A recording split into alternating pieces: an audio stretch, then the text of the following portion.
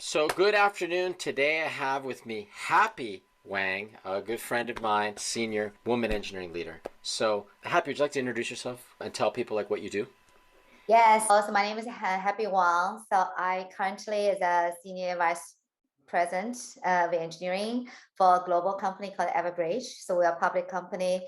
We are about over 2,000 people, and my engineering organization is close to 700 worldwide, globally. So my job over there is basically is leading the global engineering organization. So the company is a very mission-driven company. We call ourselves 911 company. It's about 20 years old. But we started this company right after 911. We are in the critical event management space. So we're using a lot of technology to pre-alerting, notify people when everything's happened, mass notification for disaster recovery, weather, Wi-Fi. Our customer is private sector and the public sector. In fact, I actually live in San Mateo County, California. San Mateo County is our customer. So I don't know if people have a lot of county alert for anything happening on the traffic, Wi-Fi, vaccine distribution. It's all empowered by Everbridge platform in the backend. Wow. Okay. Yeah, it's one of these very important companies that most people have never heard of. And you have a pretty big engineering team. Like you said, 700 people report to you. That's Yes, awesome. yes. Wow. So maybe we'll just jump in. What are some of the highlights you would say of being an engineering leader, and maybe what are some of the lowlights of it? Yes. So highlight for engineering leaders is really try to continue be a strong voice to building engineer brand, engineering culture inside the company, and also represent the company in public. And the one thing is for being an engineering leader, for me personally, it's really to see how I can help a company to transform everyone going to, especially for Everbridge, it's 20 years old company, to bring the new thinking about how to run technology in engineering organization, put in the right process, continue groom the team, and have a different way to thinking approach is very important.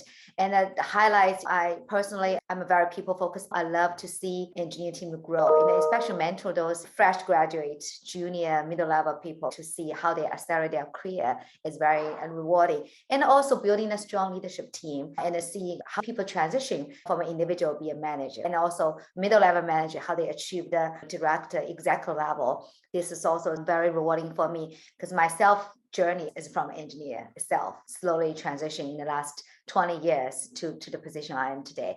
And that the other leadership highlighting is really, even most of the time I'm running engineer team, but always very close with product business as well, to really partner with a lot of other execs leadership team to really not only think about the technology, really think about how we're building something to really deliver the customer value. And those are very exciting to me as well.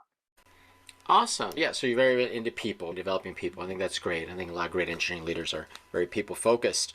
Uh, what would you say are some of the biggest challenges you face today as an engineering Today, leader? well, everyone probably know is the talent war. Okay, so today it's very, very hard, especially we have so many demands. This market is good for the people who on the technology side. But I think to be able to attract high talent and retain talent, to be able to continue motivate them to do their best in their job, it's very challenging. So this one I would say first challenge is I think a lot of engineer leader probably face the same thing is how do we actually keep the team morale up, building a high performing team with all the talent grabbing on the market.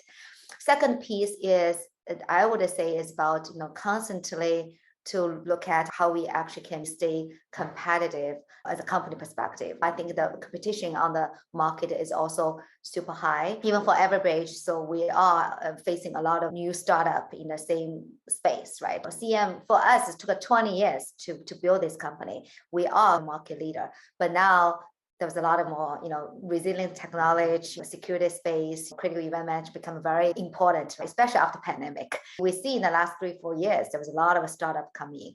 So the startup company, what happened for them is they got really a cool technology. Okay, so they are very cutting edge technology. They have a great talent.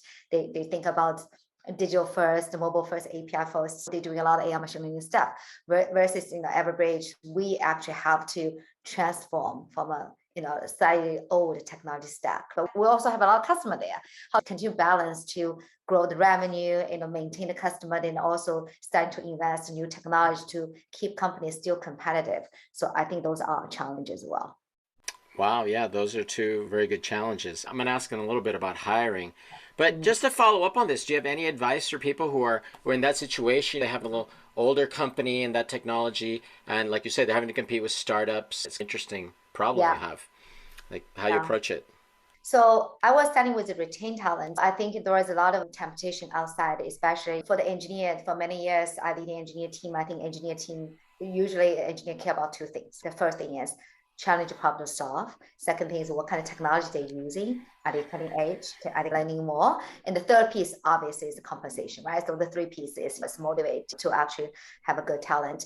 So I think from the retain talent perspective, my approach is to focus on the personal goal for the individual. I think it's very important for managing. I told my leader too, you got to spend some time to understand your team, understand that even every single person, what's their long-term career aspiration for them.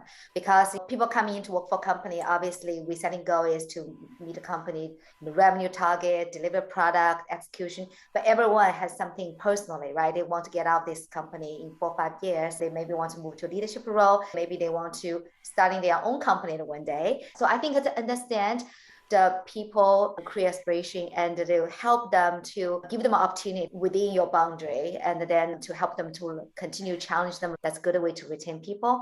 Obviously, in the compensation structure, one thing I also care about is when I came to Everbridge, I completely revamped the comp structure. I think our comp structure is not competitive, it's not, motivating people. So I think those things we should also look at it too. But usually money can be the number one thing. That's very hard to do because we have a lot of company out there is a much better financial compensation package. So the same apply to attract talent. Before Everbridge, actually the last 10 years, I pretty much all work at a startup. A lot of startup, early stage startup, you don't have a very big base pay bonus. It's really on the equity, option based. Obviously, when company raises more funding, we're getting more customer, then we can starting to up the salary band for all the stuff. So recruiting in the startup, especially for early stage startup, is also very, very challenging, especially in the Bay Area. But my philosophy is looking for the people who is passionate about the product the company built, who is believing company mission, and also who actually can relate the technology they're working on, the product they're working on, they believe something, they personally love it, they feel this can give the customer better outcome, they can change the world. So I use example, Globality, I worked there for 4 years. I built a team from 3 engineer team to over, 150 team. In the early stage when we're recruiting people, we really resonate them is about the globalization mission because the company really try to solve the problem is to create a lot of job opportunity, equally globally. So those are things are important for some, folks. They feel good about this. Those are things, most of the things we sell into, and also about technology. Good thing about startup, you have a very latest technology in your stack. A lot of people come here is try to do something they haven't done before. So the learning opportunity. The other thing is we always talk to the team you can really accelerate your learning a lot faster in startup world because your job scope is not very narrow, is not defined. You can do multiple things. I personally think the learning speed is a lot faster. This is, yeah, a lot of good reasons. I can tell, yeah, you've hired people at startups because, yes, you can't compete necessarily on the total comp that a big company has, but you have the technology, you want people who are passionate about the mission, and yeah, you have exposed to do a lot of things. So I think that's really good. Could you share with us in your career, what's a lesson you've learned as an engineering leader? So I think a couple of things. When I first become an engineer manager, I think one lesson when I was in early PayPal days, I become an engineer leader was first time ever is actually my PayPal life. And up till today, the time my mentor and my manager, the one thing he told me is still resonating very well. And he said, Happy, a strong manager, a manager people respect you is you actually know how to make hard decisions. You are not there to please everyone to make everyone happy. So I tell you the lesson I learned in the first few years. I very care about, as I said, I'm a very people person, right? One thing is I always care about how people think about me. I want to make everyone happy in the team. At the beginning, yes, we have a few people in the team is a low performer. Some could be a low performer on the technical side. Some people is not low performer, but just not the gel with team from culture perspective. I knew this. One thing is I have a good sense. I knew my team. I knew those people, but I was not willing to do anything about it because I'm not willing to make hard decisions. So I don't want people to think I'm not nice. I actually make, people lose a job or whatever you think. So I took a very long time. Finally, I realized something I have to do about it, right? So I finally make a decision, but it took me a very long time to make a decision as a first-time manager.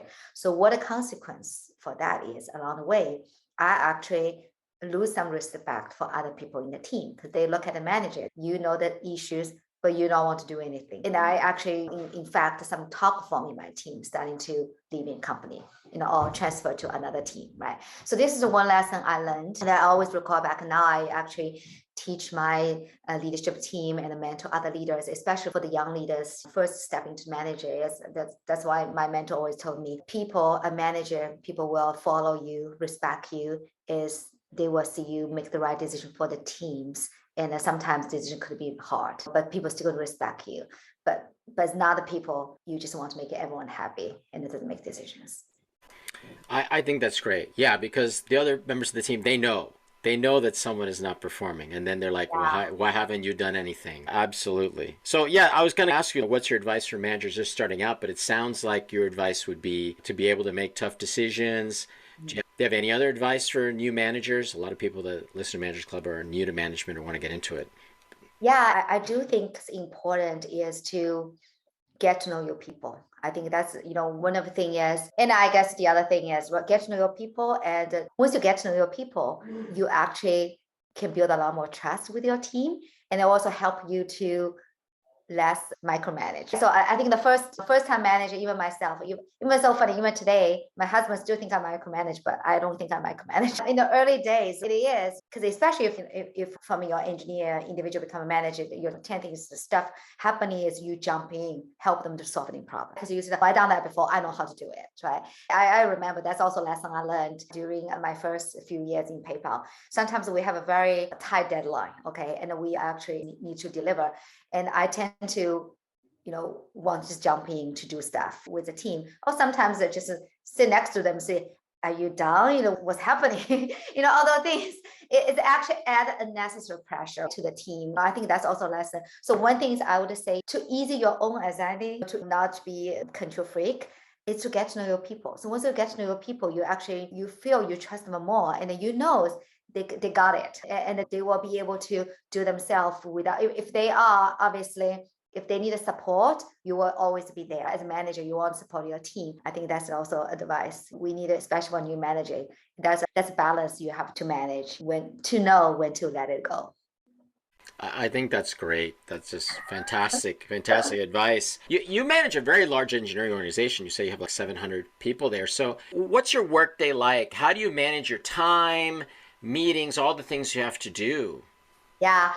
So for Everbridge, I spend a lot of time actually working with a leadership team, especially my chief product officer as counterpart, and also the sales side, and also professional service. And also I work very closely with a corporate strategy team as well. Everbridge acquired a lot of company in the last few years. And we always also every year our goal is also merge acquisition for a few companies. So there is a lot of due diligence need to do with the company too. But most I spend a lot of time with product leadership team and the strategy team, and also the sales team to really help to understand what is the customer pain point. Again, I always says product technology have to build something to really solving customer problems, right? Otherwise, if we just build everything blindly and it doesn't deliver any customer value, it's not going to do good things for the company. So we do a lot of those kind of collaboration. Personally, I was on a call with a lot of big customer too, to really listen, to understand that stuff. That's one part of my job. Second job is really to look at there's a lot of a technology initiative, which is not necessarily immediately have a revenue impact, but we need to do it just to, as I earlier mentioned, just to keep Everbridge stay competitive, okay? So it's a 20 years old company. We have a lot of modernization work need to be done. For example, we have our core product still in monolith. So we need to modernize them to bring them to microservice. And we are behind along on the API side. So our API was okay, but a lot of API was not stable. We don't have a great version control. And then right now we're starting to do a lot of partnership with other company without a proper stable APIs. It's hard, right? So that's one initiative we're driving to. And the third one is actually starting to invest more and accelerate the data in our AI machine learning stuff. So we have a lot of data, a lot of critical event data, and the company, we are still majority of the time we're doing is notification. And when things happen, we alert you, we notify you.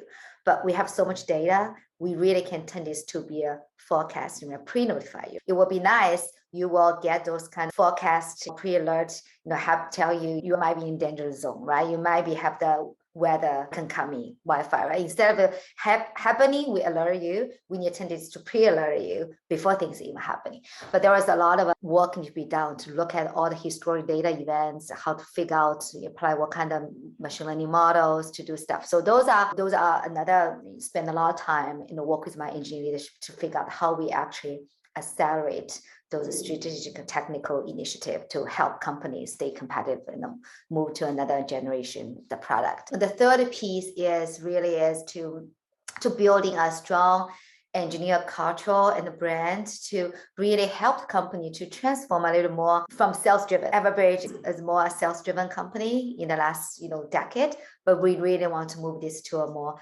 product-led, technology-driven, customer-focused company. So there's a lot of a transformation, education need to be done at the executive level, and also building a strong engineer voice culture brand within Everbridge. Yeah. So that's interesting. Yeah. So you spend a lot of time, it sounds like, on talking with customers, understanding the product, strategic items like technology stuff and all that. That's awesome. Is there a personal habit you feel that contributes to your success? Personal habit. I would say myself is very, sounds like I'm boring, but I do think myself is very goal driven, also very persistent. I don't easily give up things, and when I set a goal, and I'm not afraid of challenge, and I will always working towards. Obviously, at some time when you realize this something is in the wrong path, you will pivot to the right path. But in general, I'm very goal driven and very execution focused, and I'm very persistent to get things done, regardless there's a obstacle along the world. And then the other things I also feel myself is very adaptable. I think it's an important situation because the world is dynamic, right? And you have to be able to manage through a lot of different difficult situations and things changing dynamic. I think you need to be able to adapt the way you working with the people, adapt to putting different process, and adapt your thinking because different company, different stage, it started things different. In fact, I was always worked to start a company when things, especially a lot of early stage start a company, a business model, keep pivotal, right? Before we can really find a market fit. So there was a lot of time you just have to be able to adapt to different situation. And if things happening is not the way you have to do different things, you just have to be calm. Because I know some people a little bit very easy to stress out. So I'm not very easy to stress out. I guess this is probably the one thing. I try to remain calm and be confident and try to working through challenges. That's great. Are there any, I don't know, internet resources, apps, or tools maybe that you find really useful in your job that we'd like to share with people at Managers Club? Well, actually, just from a hiring perspective, I love LinkedIn. So I know you work on LinkedIn. I think this is a good answer. This is one of actually my favorite. I know there is a lot of recruiting tool out there, right? One of the other recruiting tool I used quite a bit before is called hire.com. It's a matchmaking marketplace.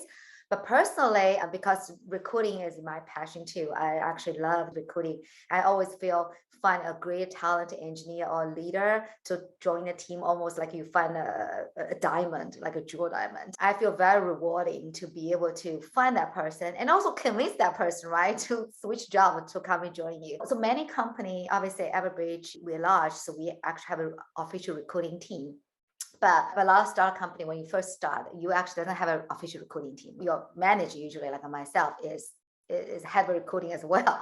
So the one thing is we always rely on get me. I always tell my HR team and my CFO, get me recruiter seats, okay, on LinkedIn. I know it's not cheap. It's like a $999 a year, whatever, but it's so worth it. Okay, so personally, if you have the recruiter seats, you'll be able to using a lot of different filter, you be able to find the people on the LinkedIn. I think it's a wonderful network. I actually be able to build exactly what I want through the filter to find an engineer to carry over conversation. So I think LinkedIn is my personally, I love this as a recruiting, also networking. I read a lot of posting on the LinkedIn feeds is talk about the trend on the technology people, process, all the stuff. So I think this is one of the things I love it.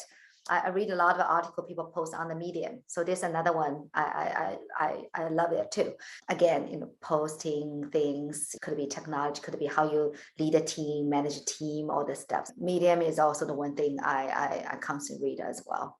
Then I read some other blogs. I do actually read Harvard Business Review. A lot of the leadership concept is from there too. I read a lot of other things. A lot of times random things. LinkedIn, one thing is they always refer you to a different feed, so you can move it to a different website to read the stuff. That's great. Yeah, no, I think that's absolutely really good advice for someone who's in a startup or even in a bigger company. Have the managers use LinkedIn, use recruiter accounts. And I'm surprised that some companies people don't do that. That's really key. Speaking of reading, okay, so you like to read Medium. I think it's a great site. All these things are good sites. Is there perhaps a book you would recommend to engineering leaders that you like? Yeah, I have a couple book. I like it. One is more, I don't know if you definitely know, because all the people in Silicon Valley knows a famous product-led person, Marty Kagan. So I personally is a big fan of Marty Kagan. I actually even invited him to did a 1 hour virtual conversation with Everbridge because we want to really transfer the company to be a product company. So Marty Kagan has 2 books. One is called Inspired, one is called Empowered. So Inspired, the audience mainly is all the engineer product people, but Empowered is about all the people, product leadership team or engineering leadership team, right? It's empowered. It's really about how we actually building a product is valuable for the company, valuable for the customer. It's really customer, driven focus. There was a lot in the book. There was a lot of philosophy about customer value stream, a lot about how you organize team, right? How you organize team, how you collaboration between product engineer, how you just convert you from a feature factory. Because a lot of early days, like people just build features, but really is deliver customer value. So those are really good book. So another book I also is Scott has a book called The Messy Middle, Scott Belsky. So I think he is a probably CPO of Adobe, but he also sit on the board in Globality, one of a company I worked before. The Messy Middle is about, I personally really resonate with very well. It's about, how do you handle tough situation? Because everything is especially you work for a startup company, you will have a hardball throw to you. Everything's changing dynamically, and how do you actually come out of the messy middle road and continue motivate, inspiring team, leading through difficult changes? Yeah, it's interesting you mentioned the Marty Kagan books, and it's not surprising because you seem to be very product-oriented engineering leader, right? Like you're meeting with the customers, you're meeting with your chief product officer, and of course, you're going to like this book because it's product management. That's really great. Are you so into product? Have you always been that way, or did you get that because you were in many startups and you have to be that way? Maybe just say a little bit about your product focus. Yeah, so I think in many startup company, actually, I run both product and technology altogether. So I think that's also helped. But I think even back to early days, so I was hired at PayPal, was the first engineer on the UI development team. Okay, so I was actually first official UI engineer in PayPal, and we also the front engineer, we work very close with the UI designer product, right? I feel a lot of back engineer they probably focus on different areas, but for us, we got to make sure we implement the user interface, customer delight for all the stuff. So even back to PayPal days, I feel I'm always very close to the product management team and the user experience team to make sure we actually can create a user experience delight customer. And my second role in PayPal is leading the mobile device team on the mobile team in 2009. As actually we helped build the first a few mobile with PayPal. Again, this is also very, very customer-centric. So we actually partner with, it's a small team now, of course. At the time, I think PayPal mobile team is relatively small compared to all other large engineering organizations. So we work very close with the product to understand. So I think the training days, maybe in the PayPal days, to really understand the product. After PayPal, I pivoted my career a little bit to the enterprise space, from fintech consumer to enterprise. So I built the first engineering team for ServiceNow before the IPO. And in that, I was very fortunate because not all people had the opportunity to work with the Fred Luddy, the founder of the ServiceNow. The time he stepped down from CEO, he is actually Chief Product Officer, CPO. So I was working with him very closely. My role over there is to drive the mobile platform and also second generation UI platform. We are trying to build a HTML5 app on the tablet because at the time ServiceNow doesn't have the mobile app yet. And working with the chief product officer is also founder Fred Luddy is also very rewarding experience because we also talk to customer every day. I really think that a year and a half over there is making me even more think technology cannot just building under the dark, right? So we really need to understand what are use cases, what's solving problems? Because no matter you're on the consumer space or enterprise space, right? You make money from customer, right? You make money is to deliver the value to the customer, especially for enterprise customers, it's all about renew rate, retention rate, and also the upsell. So your product has really to solving the core of the business problems, then you can keep your upsell rate, retention rate high. That's fantastic. No, it totally makes sense now. And yes, you are very product focused, which is great. And that's awesome. Could you tell me a little bit, what is your approach to developing members of your team, people that report to you? How do you work with them to maybe get them to the next level in their careers? Yeah.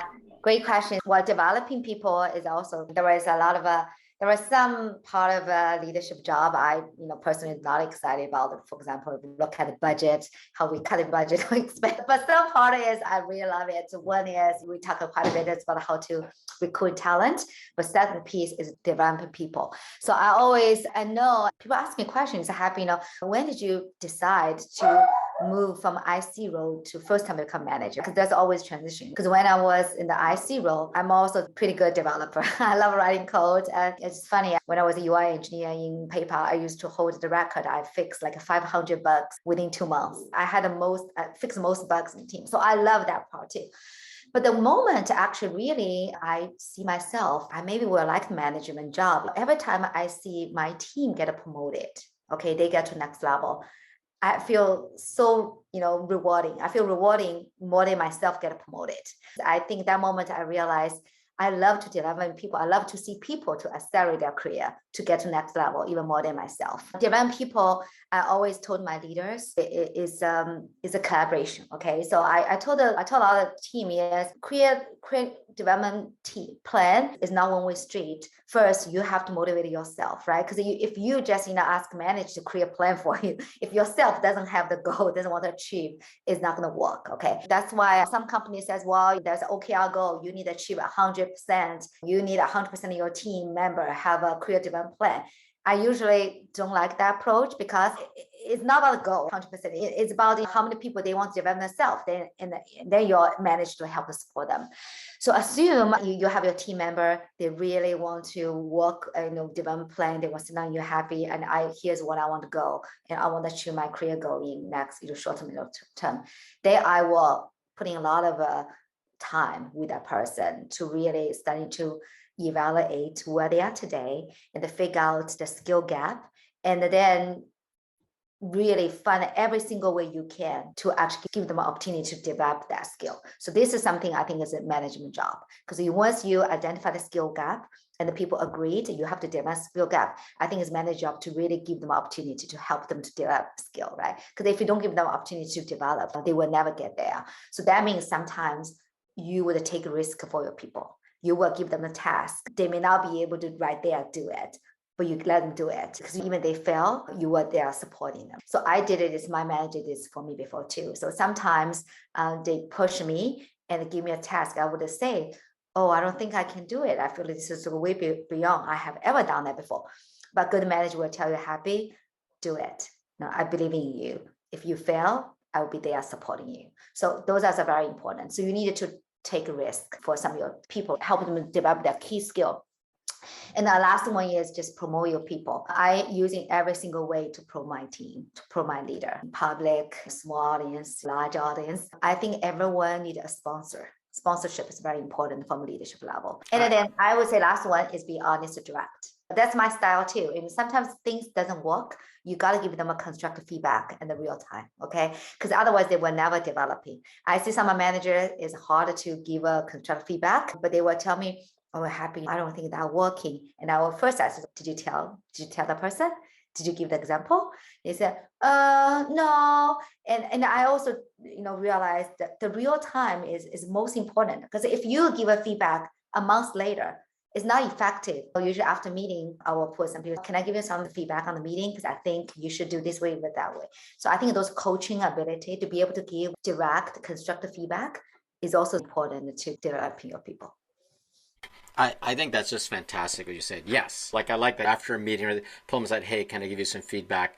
Like immediately, the managers who wait and they're uncomfortable, and it's when someone gets the year-end review, only then they get the feedback. That's not very good. And I love what you shared about how you got into management. I didn't ask you, but some people get into management for good reasons. Some people get into management for bad reasons, and you got into management for a fantastic reason, because you like developing people. You were happy to see them develop, which I think is a very great reason. I love that. I have just one more question for you. What do you think it takes to make a great engineering leader? What it takes to be a great engineering leader? I think, again, I feel first, you need to be a right motivation to be a leader, okay? Management, I would tell people, is not about the glory, okay? There's a good part of management, there is a bad part of management, okay? A lot of time, I also remember sometime in the early beginning, my transition to manager, sometimes I feel a little bit lost too, because I feel the sense of because when you engineer, right, you feel you're measurable. Wow, I got this feature launched. I solving this challenge problem. I helped company launch this product. But manager actually doesn't really have a lot of concrete results, okay? And sometimes you come back home, "Oh, what did I do today? I spent 8 hours in meetings talking a lot of stuff. Did I write a code? No. Did I do this? No." So I think not everyone like those jobs. That's why you will see people who actually from IC become manager in the end and say, "No, manage not me, I go back to IC." So I think first I would suggest people, everyone wants to go to management, really need to understand what you're getting into, and is that job is going to motivate you, okay? And for me, it's motivating, because when I bypass that initial blueness, I fantastic feel like developing people, help the team, see the teams getting a lot of recognition is more important. So then the second thing is, I really think the engineering leaders is you have to, starting from base, focus on people. I think it's very important, because every company always says people is a foundation. I feel very fortunately, I always have a lot of followers from one company to another company, because every time I change job, people says, "Are you hiring?" I think develop that strong relationship with your team is go so long away. And they may not follow you to another next company immediately. They could follow you to a few other companies, right? So you always get those group of people you can trust, fantastic, and you can do things together. So how do you build those relationships? You basically focus on people and help them developing, and also groom together, and that they can also help you to execute. So I always say, the company, if the team culture is good, if the people trust the leadership, they work above and beyond by themselves, right? You don't need to ask them to do things. They will just do that things for you. If you don't focus on the people, you don't have a clear developing goal for them, or you even doesn't have a clear goal for the teams, and the team, a lot of people is going to last, especially when tough situation happening, they are not going to glue together. The last one I would say is engineer leaders, you also has to constant developing. Okay, I believe I personally love learning. The other thing, I do a lot of linking self-learning videos, also important. I use learning opportunity material video on LinkedIn as well. So I think things change. How you lead a team, let's say when I was in PayPal, right, that's 15 years ago, how I lead a team back then, how I lead a team today is so different. Now even just, every company, now even just team size different. And the people involved, all the engineer, like 15 years ago, how engineer work together, the process, versus today, how engineer work together, the process is different. Also, technology is different, right? So I think as a leader, you always have self-developing as well to understand how to, because we all want, every engineering leader, right, want to build a high-performing team. You execute, result-driven, achieve goal. But how to get there, every company is different. Every year could be different, right? Every couple of years different, right? Because the nature of the market, the company, and also the technology, the dynamic, the team personality. So 15 years ago, they are just they're probably still in elementary school. So you actually work with a different dynamic engineer team personality too, because of all the different things. So I think self-learning also is very important. These are all great things, and I think it obviously reflects great credit on you. It's such a people-focused engineering leader, say that people will follow you from company to company. That's like the highest compliment, right? Anyone could pay, right? That they follow you. So I feel pretty lucky on that part. Yeah, yeah. And then the other thing, I just not only just engineer, I always tell people you got to be passionate about what you're doing. So that's always we are quite a while too. So we used to work together a little bit too. So I think the positive image is very important for a leader to be confident, to be positive, and to be people have to see your energy. People have to see your passion, what you're doing. I think those naturally can influence your team and your peers, and even your upper management. No, I agree. Yeah, that's very important. Okay, Happy, you've been really generous with your time. You've shared a lot of really valuable things. It's great to catch up with you. And if people wanted to reach out to you, learn more about you or any of the opportunities that you have, what would be the best way for them to? Definitely, I can share reach me on LinkedIn. I always on LinkedIn, so message me on LinkedIn. So I check on LinkedIn message pretty often. But yeah, so I also can share my email and my phone numbers if you want to. I can give to you. But I would say LinkedIn message probably is sufficient enough to reach me. Yeah. Awesome. Listen, Happy, thank you again so much for coming, and I really appreciate it. Well, thank you so much. Have a great weekend.